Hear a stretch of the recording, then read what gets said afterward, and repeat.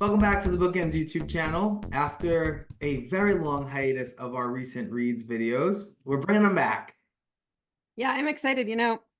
I was thinking about this about a month ago, how much I've missed doing these because I felt like our conversations about what we read inspired me to read different books, but also kept me on track for knowing the competition. Yeah. And as I'm rolling out a bunch of submissions right now, I feel like not doing our recent reads has hampered me a little bit in Yeah, we kind knowing of split what's the out there. work. We split the market research work. We did. We did.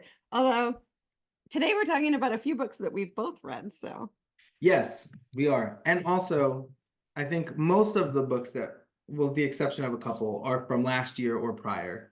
So, yeah, but we're gonna we're just getting started this year, yeah. and we're gonna come in strong later. Yes, for sure. All right, who's going first? I will. Okay. So this was a book I think I read last year, and I always like to throw in a nonfiction. This is Finding, no, just Find, not Finding. Find Your Unicorn Space by Eve Rodsky. And this is how to reclaim creativity. I tend to, as everybody I think knows who's followed these, I tend to listen to my nonfiction. I read my fiction in book form, not not ebooks, and I tend to listen on audio, my nonfiction. I can't explain why. But in addition to not doing nearly as much reading last year, I was just feeling in a slump overall. And this book was really great for me. I don't honestly think there's anything super original in it, but it did sort of inspire me to get back to my creative self, to embrace myself. And that's not necessarily, although I did buy the wobble crochet kit, Oh, which yeah. I haven't yet done it. So clearly I'm not embracing my creative space, or that's not it. But this book did kind of inspire me to come up with some ideas just to get back into my creative self, which is, I think, something um, we all need. And I also think even those of you who are professional writers, that may not necessarily be your creative space anymore since it's a job. But so this was a fun one for me. Yeah, I think the thing with self-help too is that they're never giving you new information, maybe new to you, but it's always about the packaging and how it gets through to you. Yeah, I no, mean, and we're sometimes it's obsessed. timing. Yeah, we're obsessed with Atomic Habits, but that's old information. Like that's just common information. It's just the way you get it Yep. sometimes. So I'm glad Yeah. that one got through. Your turn.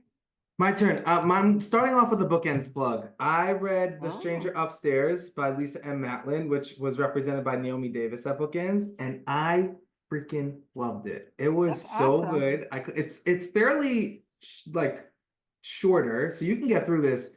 You can get through this in a day. I like It those is kind of books. that fast paced. It is that twisty and turny and unsettling and makes you guess. It was a really great thriller, haunted house kind of. I'm gonna shut up before I spoil it. But Lisa has another book coming soon, so everybody keep an eye out for that. But I think Nice. this was a great debut, and I highly recommended it. So kudos to Lisa, kudos to Naomi. Send me the next one.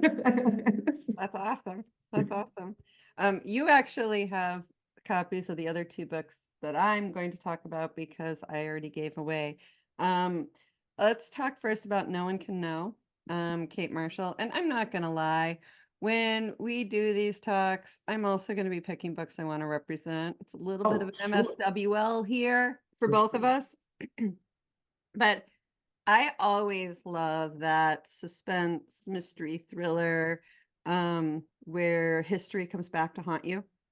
And I thought this was such a cool concept. It's three sisters who were teenagers when both of their parents were killed. And what you know is that one of the sisters, after they found their parents murdered in the home, sort of directed all three of them on what they were going to say and how they were going to handle them things, but you don't know what really happened.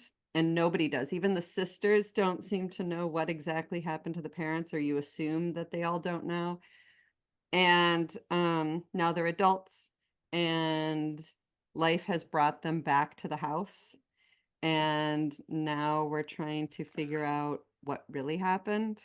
and it's twisty and turny and has complicated relationships, and that sort of underlying how far do you go to protect the people you love kind of thing. Yeah, and I've been yelling at Jessica to read Kate's last one, so read that too. It was really Yeah, good. putting it on my list. I'm glad you missed me completely throw the book and punch me.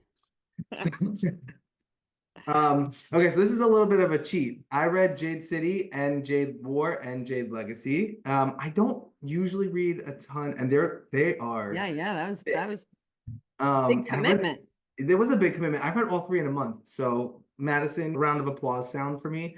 Um, this was so good. I'm waiting for the television show. There should be one immediately, but it's set in a fictionalized world and country where Jade is magical and basically kind of it's like a little like Godfather meets magic. It was so good. It's multiple points of views from this one family and all of the different members of the family and different members of the Green Bone gang, I guess. And it was so like you cannot even encapsulate it into like 30 seconds of a pitch. It was well worth it. It's a TikTok influence. I'm easily influenced by TikTok.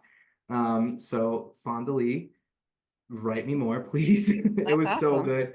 Read all, you get the first one, and I guarantee you within a month you'll have read all three too. That's awesome.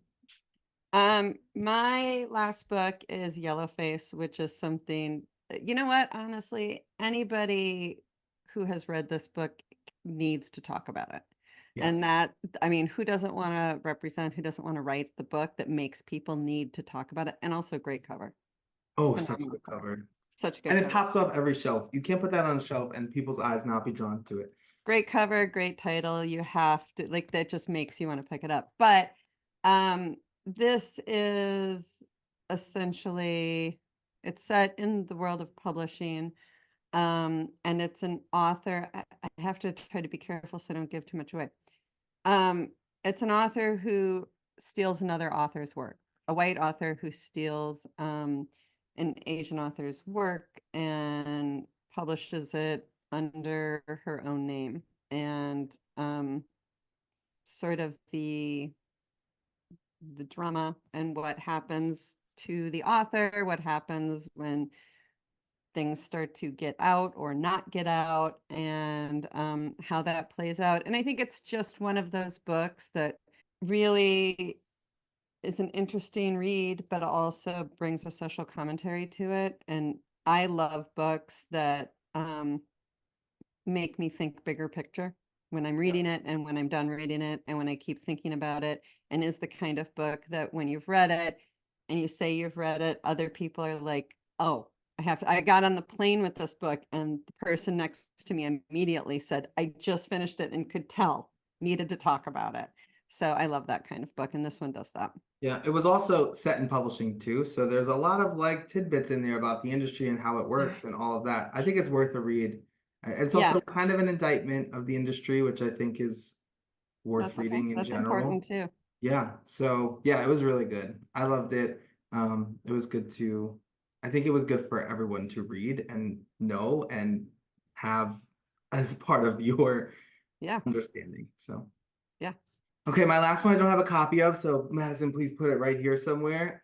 Everyone in my family has killed someone by Benjamin Stevenson, I believe. Such a It great was title. such a great title, great cover, and it's going to be an HBO show, which I'm really excited about. But it was really good. It was this family of criminals, basically. Everyone has killed someone. The title kind of gives that away.